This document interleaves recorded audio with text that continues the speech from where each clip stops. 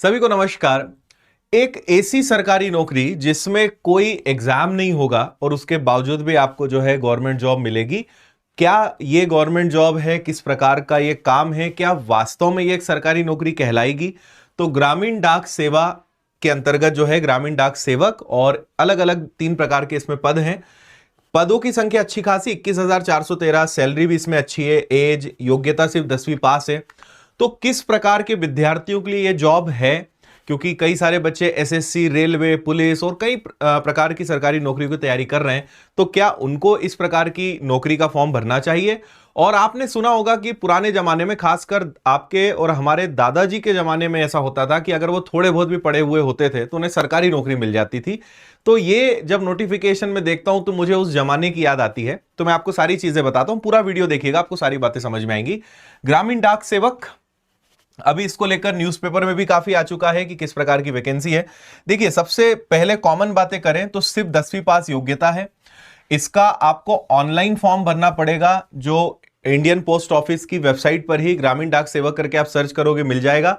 इस वीडियो के डिस्क्रिप्शन में लगवा देंगे। अब विनर्स के टेलीग्राम चैनल पे हमने नोटिफिकेशन और लिंक वहां भी लगवा दिए, आप वहां से जरूर जुड़ जाइएगा। इसका फॉर्म आपको भरना है, ऑनलाइन फॉर्म भरना रहेगा। 10 फरवरी से फॉर्म भरना स्टार्ट हो चुके हैं, 3 मार्च लास्ट डेट है। और उसके बाद आपको 3-4 दिन और मिलेंगे अगर किसी प्रकार का चेंज या करेक्शन करना है। मिनिमम एज 18 है, मैक्सिमम 40 है। एससी एसटी के विद्यार्थियों के लिए निःशुल्क है और यूआर ओबीसी ईडब्ल्यूएस के लिए 100 रुपए की फीस है। महिलाओं के लिए भी ये निःशुल्क है। अब यहां पर देखिए, डेट जो मैंने आपको बताया वो यहां पे आपको दिख रहा है। टोटल अगर वैकेंसीज देखेंगे आप तो इसमें टोटल यहां पे स्टेट वाइज पूरी वैकेंसीज मेंशन है। जैसे मैं सबसे पहले आपको टोटल वैकेंसीज दिखाता हूं तो आप देखें यहां पे टोटल 21,413 वैकेंसीज है। अब देखिए, यहां पे आप ये गलती मत करिएगा कि जहां पर भी आपको ज्यादा पोस्ट दिख रही है आप वहां पे फॉर्म भर दें, क्योंकि आप जिस राज्य से अप्लाई करना चाहते हैं वहां की लोकल लैंग्वेज आपको पता होनी चाहिए, क्योंकि उस प्रकार के लोगों के साथ आपसे आपका मिलना जुलना रहेगा। तो इन्होंने जैसे लिखा है कि भाई आंध्र प्रदेश है तो आपको तेलुगु लैंग्वेज आनी चाहिए, आसाम है तो असमी आपको आना चाहिए, है ना, बिहार है तो आप हिंदी चलेगी, छत्तीसगढ़ है हिंदी चलेगी। और यहां पे इन्होंने कैटेगरी वाइज पूरी लिस्ट दी हुई है कि किस कैटेगरी की कितनी वैकेंसीज है और टोटल क्या है। तो आप वीडियो को रोक के आराम से देख लीजिएगा, या फिर जैसा मैंने कहा कि डिटेल्ड नोटिफिकेशन हमने डाल दिया है, वहां से आप इसको देख लेंगे तो ज्यादा अच्छा रहेगा। तो पहले ये देखिए कि आपकी कौन सी लैंग्वेज है और उस लैंग्वेज में कौन कौन से राज्य हैं, फिर उस हिसाब से आप ज्यादा फॉर्म भर सकते हैं। हालांकि मैं आपको बता दूं, ज्यादा वैकेंसी तो ज्यादा फॉर्म आने ही है, कम वैकेंसी है तो वहां पे कम फॉर्म रहेंगे। इसलिए अगर आप इसके लिए वास्तव में अप्लाई करना चाहते हैं तो अपने कंफर्ट, अपने राज्य के हिसाब से ही सोचिए कि जहां पे आप वास्तव में सर्वाइव कर सके, रह सके, वहीं पे आप जाइएगा। चलिए, सैलरी कितनी है? तो देखिए, इसमें 3 प्रकार की वैकेंसी है। एक ब्रांच पोस्ट मास्टर है ना, उसी का असिस्टेंट ब्रांच पोस्ट मास्टर हो जाएगा, और एक डाक सेवक हो जाएगा। तो इनके आगे अलग अलग जॉब रिस्पॉन्सिबिलिटीज हैं। फिलहाल जो वैकेंसीज है वो सब मिलाकर है। 12,000 के आसपास मिनिमम सैलरी है। बाकी फिर 4 से 5 घंटे इनकी फिक्स ड्यूटी होती है। मिनिमम 4 घंटे है, मैक्सिमम 5 घंटे है। तो आप किस जगह पर पोस्टेड हैं, कितने घंटे आपने काम किया है, उस आधार पे सारी चीजें तय होंगी। मतलब आप मान के चलिए कि 15-20 हजार के आसपास सैलरी इसमें आपको मिलनी है। और यहां पे ये जो इन्होंने लिखा है ना टीआरसी है, यही इनका बेसिक पे है, तो इसी के आधार पे सारी चीजों का कैलकुलेशन होना है। तो आप इसमें ना जाएं, आप तो ये समझें कि अगर ग्रामीण डाक सेवक आप इसमें जाते हैं तो लगभग 15 से 20 हजार के आसपास, और अगर आप असिस्टेंट यानी आप ब्रांच पोस्ट मास्टर आप बनते हैं तो आप मान के चलिए कि 20 से 25 हजार की सैलरी आपको वहां पर मिल जाएगी। और इसमें एक और चीज है कि जो सरकारी सुविधाएं होती हैं, जैसे महंगाई भत्ता है या ग्रेच्युइटी होती है, तो बहुत सारे जो सरकारी नौकरी की जो सुविधाएं होती हैं वो सब भी आपको यहां पर मिलती हैं। ठीक है, मिनिमम एज 18 है, मैक्सिमम 40 है। बाकी कैटेगरी वाइज रिलैक्सेशन है। क्वालिफिकेशन जैसे मैंने कहा कि सिर्फ 10वीं पास है तो आप इसका फॉर्म भर सकते हो।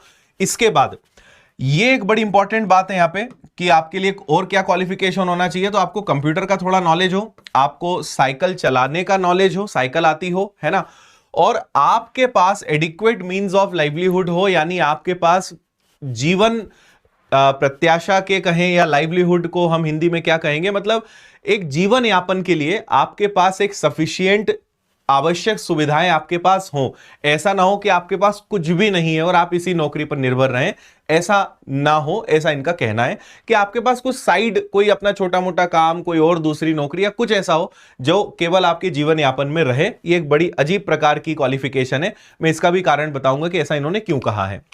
देखिए, इन्होंने जॉब प्रोफाइल पूरी बता दी कि भाई आपको कहीं भी हम काम दे सकते हैं, छोटा गांव भी हो सकता है, सारी चीजें हैं, तो इसमें हम नहीं जाते हैं। लेकिन हां, जैसा मैंने कहा कि इसमें इन्होंने मेंशन करा हुआ है कि मिनिमम भाई आपको 4 आवर्स 4 घंटे और मैक्सिमम आपको 5 घंटे से ज्यादा काम नहीं दिया जाएगा, और 65 ईयर्स तक भी काम किया जा सकता है, मतलब 65 साल के बाद रिटायर कर दिया जाएगा, तो 65 साल तक भी आप इस जॉब में सर्वाइव हो सकते हैं।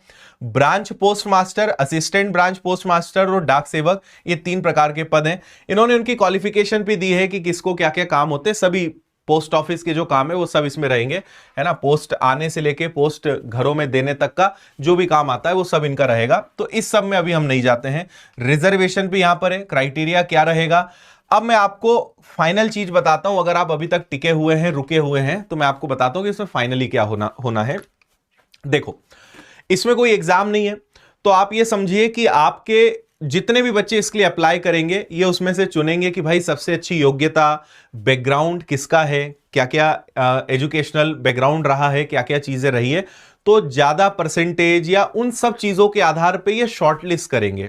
तो आप जो अपनी डिटेल्स देंगे, आपकी जो एजुकेशनल क्वालिफिकेशन है, उसी के आधार पे इसमें सारी चीजें तय की जाएगी। तो आप ये मान के चलिए कि आप इसमें एकदम कंफर्म आप नहीं हो सकते कि आपका सिलेक्शन हो ही जाएगा, क्योंकि वो डिपेंड करता है कि मेरिट लिस्ट में आपका नाम आता है या नहीं आता है। तो मेरा सजेशन है, अगर आपकी बहुत इच्छा है तो अप्लाई कर दो, या ऐसा है कि नहीं एग्जाम्स नहीं करना आप चाहते हो, या अभी तक आपने तैयारी शुरू नहीं करी है, 10वीं तो पास है, 100 रुपए तो लग रहे हैं, उसमें भी कुछ SC ST में तो वो भी नहीं लगना है, तो आप अप्लाई कर दो। आ जाए नाम बहुत बढ़िया, नहीं आए तब भी कोई दिक्कत नहीं है। तो इस उद्देश्य के साथ आप इसमें अप्लाई करना चाहते हो तो कर दो, क्योंकि अगर आपका सिलेक्शन होगा, मेरिट लिस्ट वो अपने हिसाब से पूरी बनाएंगे कि भाई किसके कितने परसेंटेज हैं, क्या क्या योग्यता है, उसके आधार पे नाम की मेरिट लिस्ट बनेगी, और उसके बाद सीधा डॉक्यूमेंट वेरिफिकेशन का कॉल आपके पास आएगा और आपको पहुंच जाना है। तो अप्लाई करना है, नाम आ गया, डॉक्यूमेंट वेरिफिकेशन के लिए पहुंचना है, और आपको उसके बाद जॉब मिल जाएगी। और जॉब कैसी है वो आप समझ ही गए हो।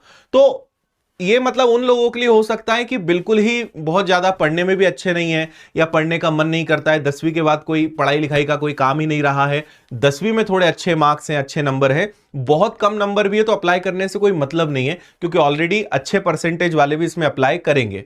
तो बहुत ही ज्यादा कम नंबर है तो भी अप्लाई नहीं करें, और अगर फिर भी रिस्क लेना है या चांस लेना है तो आप कर सकते हो। लेकिन अब अगला एक सवाल ये उठता है कि जो सरकारी नौकरी है, क्या ये वास्तव में वैसी है? तो इसको हम परमानेंट जॉब नहीं कह सकते, ना ये एक्चुअल प्योर सरकारी नौकरी कहलाएगी, क्योंकि बहुत सारी सुविधाएं मिलेंगी, लेकिन बहुत सारी जो सरकारी सुविधाएं, सरकारी बेनिफिट्स होते हैं, वो इसमें नहीं भी मिलेंगे। तो आप समझिए कि ये प्राइवेट और गवर्नमेंट जॉब की एक मिक्स, एक प्रकार की, मतलब आप समझिए कि कॉन्ट्रैक्ट बेसिस पे या जो संविदा कर्मचारी होते हैं उस प्रकार की एक जॉब हो सकती है। तो आप इसको प्योर गवर्नमेंट जॉब नहीं कह सकते हैं। और दूसरी बात, इन्होंने कहा कि भाई 4 घंटे या 5 घंटे आपसे काम कराएंगे, 10-15 हजार रुपए, 20,000 रुपए तक आपको सैलरी देंगे, और इन्होंने योग्यता में लिखा है कि आपको, आपके पास सफिशिएंट जीवन यापन की सुविधाएं या व्यवस्थाएं होनी चाहिए।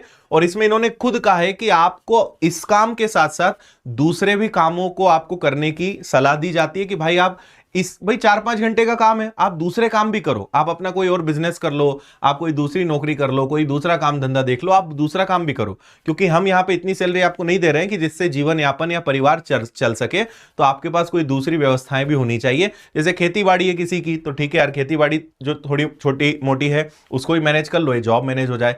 तो आपके पास कोई दूसरी व्यवस्था भी होनी चाहिए, दूसरा सोर्स ऑफ इनकम भी होना चाहिए। यहां पे खुद नोटिफिकेशन में इस बात को क्लियर कहा गया है।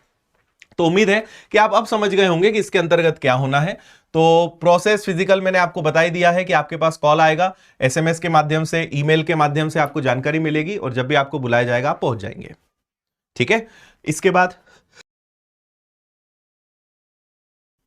इसमें आपको क्या क्या डॉक्यूमेंट्स रेडी रखने हैं वो आप देख लीजिए। मार्कशीट है, identity proof, caste certificate, PWD, अगर आप कैटेगरी से हैं तो वो सारी, डेट ऑफ बर्थ, ये सब बेसिक जो डॉक्यूमेंट्स होते हैं वो सब आपके पास होने चाहिए। सो दैट्स इट, इस प्रकार की नौकरी है। तो ये मतलब टोटली आपकी चॉइस है, आपको अप्लाई करना है नहीं करना है।